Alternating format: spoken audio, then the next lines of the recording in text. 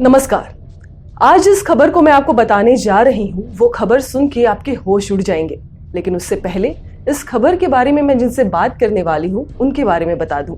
वो किसी परिचय के मोहताज तो नहीं है।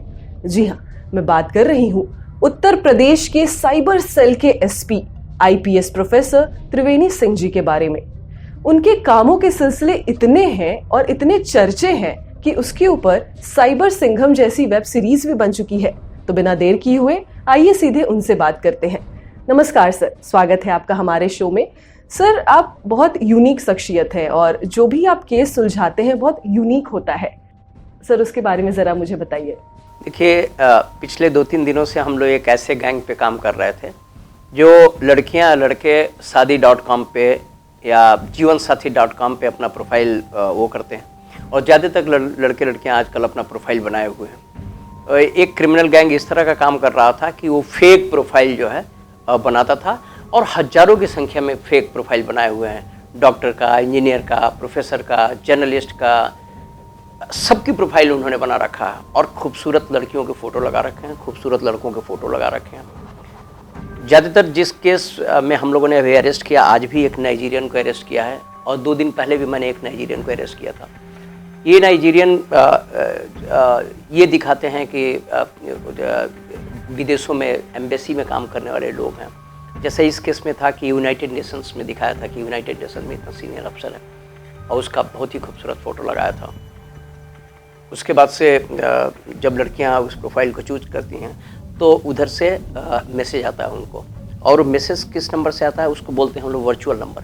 वो शो करेगा कि +1 से आ रहा है, अमेरिका से वो मैसेज आ रहा है, लेकिन सच्चाई ये है कि वो नंबर वर्चुअल नंबर होता है और आप कहीं भी बैठ करके उस नंबर को खरीद सकते हैं। तो वो लड़के जब मैसेज करते हैं तो लड़की ये समझ रही थी कि हम उस आदमी से बात कर रहे हैं जो यूएनओ में है। हकीकत ये है कि वही इंडिया में बैठ करके फेक प्रोफाइल बना करके फेक नंबर से आपको मैसेज कर रहा है।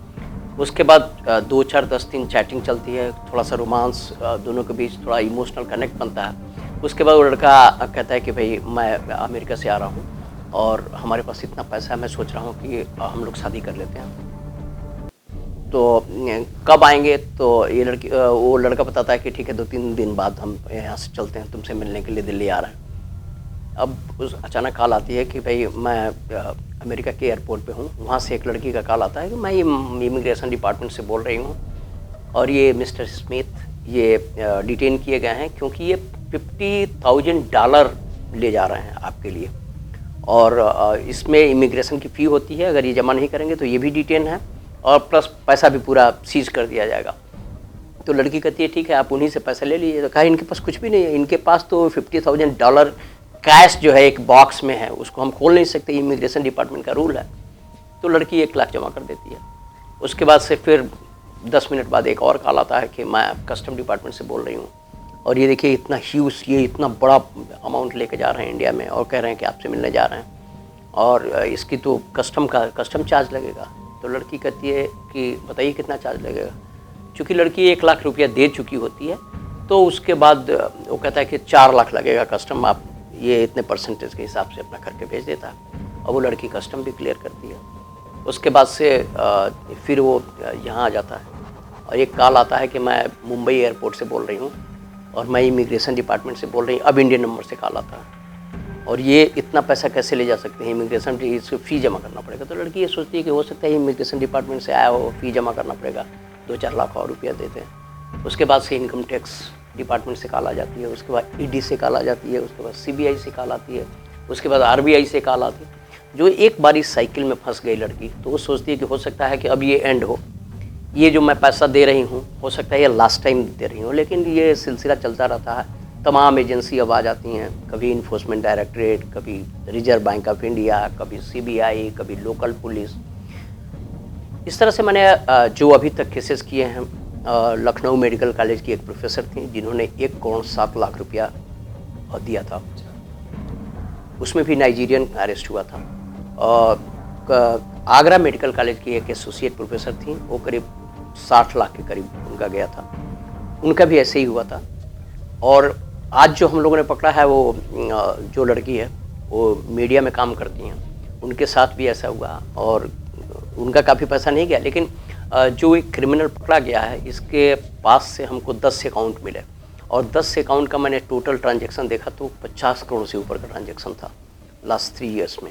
इसका मतलब ये हुआ कि 50 करोड़ लड़के लड़कियों ने पैसा दिया है इनका।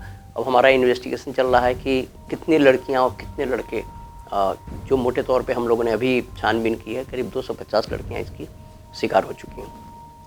अभी मुझको थोड़ी देर पहले एक कॉल आया कि मेरा 1 करोड़ 20 लाख गया है एक लड़की का। हाँ, एक लड़की का कि शादी.com पे एक प्रोफाइल था और प्रोफाइल पिक पे मैंने कनेक्ट करने की कोशिश की। उसके बाद से दोस्ती हुई। दोस्ती के बाद वो लड़का बताया कि हम फॉरेन में काम करते हैं, हम आर्किटेक्ट हैं, और उसके बाद फिर वही चीज़ इमिग्रेशन डिपार्टमेंट, फिर इनकम टैक्स डिपार्टमेंट, फिर ये सब RBI और ये जो हम लोगों ने अरेस्ट किया, उसके पास से ढेर सारे डॉक्यूमेंट्स मिले हैं जिसमें एम्बेसी के लेटर हेड, UNO के लेटर हेड, RBI का लेटर हेड, करीब 46 सिम मिला है।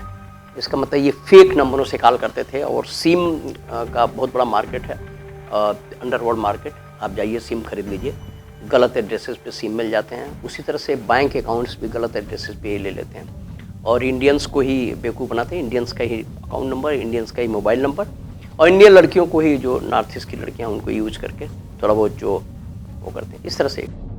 सर, आपने जितने प्रोफाइल्स के बारे में कहा, प्रोफेसर थी, कोई डॉक्टर थी, कोई मीडिया में थी, मतलब पूरा well educated profile, okay. And शादी.com, जीवनसाथी.com बहुत ट्रस्टवर्दी प्रोफाइल माना जाता है। मतलब एक साइट ऐसा माना जाता है कि आज के दुनिया में आप वर्कोहॉलिक हैं, आपके पास टाइम नहीं है रिश्ते ढूंढने का, तो आप इन प्रोफाइल्स पे जाइए। तो सर, ऐसे प्रोफाइल्स में कौन से एक टेक्निक कुछ होता होगा कि इनसे लड़कियां फंस जाती है? क्या वो सिर्फ इमोशनल अटैच हो जाता है लड़कों से, इस वजह से फंस जाती है, या फिर कुछ और भी चीज़ें होती हैं जो उनकी आपस में शेयर हो जाती है और उस वजह से वो फंस जाती है? देखिए, जब लड़कियां इस तरह के शादी.com और जीवनसाथी.com पे जाती हैं तो अपने अनुसार वो कोई प्रोफाइल चूज करती हैं। अगर कोई कंप्यूटर इंजीनियर है तो देखती है कि किसी बड़ी कंपनी में कोई सॉफ्टवेयर इंजीनियर मिल जाए, हैंडसम हो, अच्छी कंपनी में नौकरी करता हो। तो ये जो क्रिमिनल हैं, साइबर क्रिमिनल, ये ढेर सारा प्रोफाइल बनाए हुए हैं। हो सकता है कि कोई लड़की फॉरेन के लड़के को ना पसंद करे, वो मुंबई में कोई किसी अच्छी कंपनी में काम कर रहा हो उसको, तो ये ढेर सारे लड़कों का, खूबसूरत लड़कों का फ़ोटो लगा करके, फॉरेनर्स का भी लगाते हैं, इंडियंस का भी लगाते हैं, बड़ी बड़ी सीनियर पोजीशन का मल्टीनेशनल कंपनियों का लगाते हैं। लड़कियां झांसे में आ जाती हैं, उस पर जो नंबर होता है उस पर चैट करती हैं और चैट करने के बाद उनका थोड़ा सा इमोशनल कनेक्ट बनता है, उसके बाद से ये अपना शिकार बनता है। तो ये स्पेशली नाइजीरियन होते हैं या किसी और कंट्रीज़ के भी होते हैं ऐसे फ्रॉडर?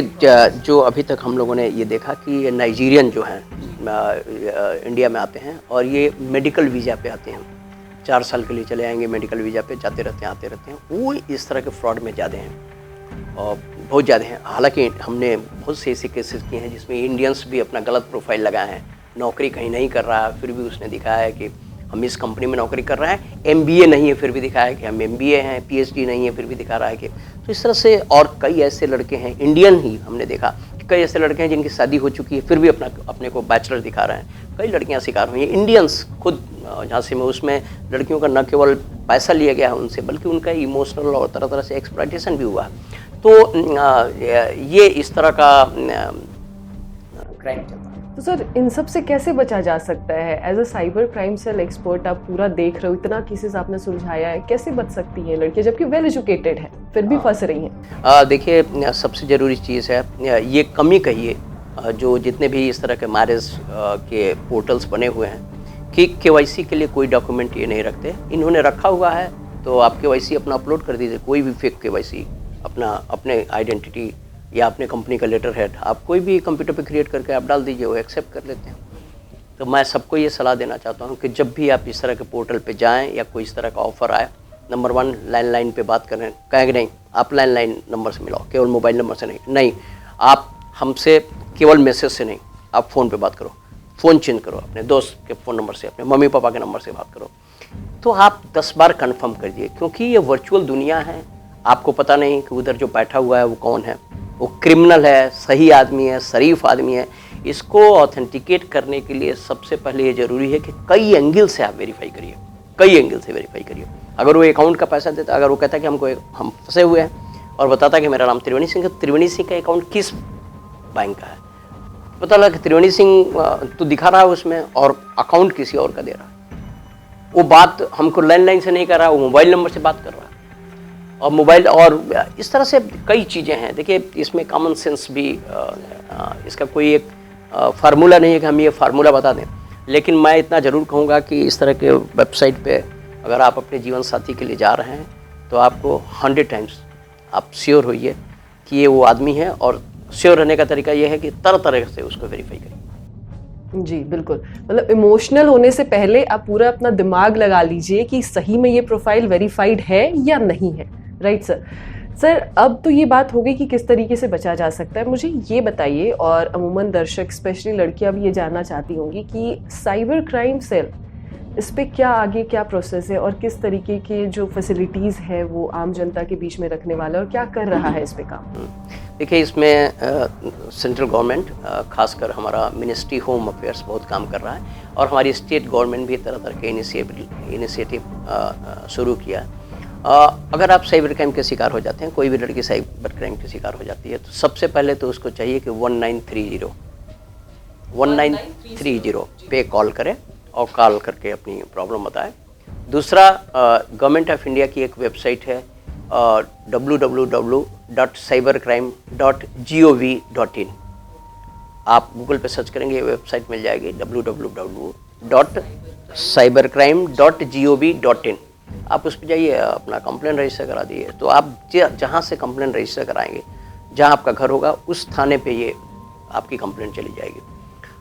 तीसरा ये ऑप्शन है कि अगर आप अपनी आइडेंटिटी छुपाना चाहती हैं और आपको लगता है कि आप शिकार हो गए हैं, तो 1090 भी हमारे उत्तर प्रदेश का अच्छा इनिशिएटिव है।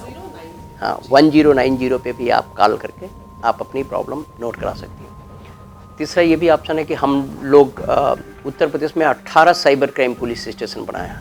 हर रेंज हेडक्वार्टर पे एक साइबर क्राइम पुलिस स्टेशन, सिर्फ साइबर क्राइम केस को देखने के लिए हमारा थाना बना हुआ है। जैसे नोएडा में आप बात करें तो 36 सेक्टर में हमारा साइबर क्राइम पुलिस स्टेशन है, आप वहाँ जाइए। और इस तरह से हर रेंज हेडक्वार्टर पे, और जहाँ कमिश्नर बैठते हैं वहाँ पे एक साइबर क्राइम पुलिस है, वहाँ भी जा सकते हैं। और नहीं तो आप अपने थाने में जाइए और कहिए कि हमको help desk, cyber help desk से बात कराओ। हमारे 1600 से ज़्यादा थानों में साइबर हेल्प डेस्क काम कर रहा है।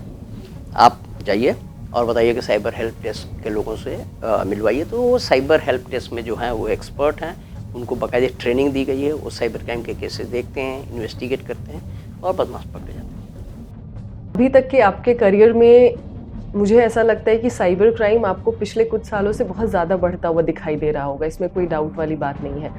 तो सर, इसके अलावा ये तो होगी काम की बात है, इसके अलावा आपका आगे का क्या विजन है? आप आगे और किस तरीके से इन सब चीज़ों को लेके सोच रहे हैं और क्या आपका अपना करना चाहते हैं? देखिए, पैंडेमिक में जो सबसे ख़ास चीज़ उभर के आई वो ये है कि लोगों की पूरी ज़िंदगी डिजिटल हो गई। वो चाहे नौकरी हो या पढ़ाई हो या परचेजिंग हो, और मतलब सब कुछ जो है ऑनलाइन हो गया। तो इसमें काफ़ी साइबर क्राइम के केसेस बढ़े। अब हम लोगों का एज ए पुलिस अफसर, हम लोगों का फोकस है कि जो हमारी टीम है, जो हमारे पुलिस के लोग हों, उसको हम साइबर क्राइम इन्वेस्टिगेशन के जो टूल्स टेक्निक हैं उसमें ट्रेनिंग दें, जनता के बीच में जाकर के अवेयरनेस पैदा करें, स्कूल कॉलेज में जाएं, वहाँ जाकर के लोगों को अवेयर करें कि देखो इस तरह के क्राइम हो रहे हैं। आप आभासी दुनिया में, ये जो साइबर क्राइम की दुनिया है, इसमें ट्रस्ट ना करें, कंप्यूटर पे ट्रस्ट ना करें, कोई प्रोफाइल दिखती है उसको ट्रस्ट ना करें, कोई मोबाइल फ़ोन आ रहा उस नंबर पे ट्रस्ट ना करें, कोई मेल आईडी आ रही है उस मेल आईडी को मत माने कि यही, क्योंकि स्पूफिंग का ज़माना है। किसी की भी आइडेंटिटी, किसी का भी नंबर, किसी का भी कुछ भी फेक बनाया जा सकता है। तो आप 10 बार कन्फर्म करें। और कोई फालतू का क्लिक, अगर कोई आपको लिंक शेयर करता है उसको क्लिक ना करें। कोई आपका कॉन्फिडेंशियल इन्फॉर्मेशन मांगता हो, OTP वगैरह मांगता हो तो वो ना दें। ये है।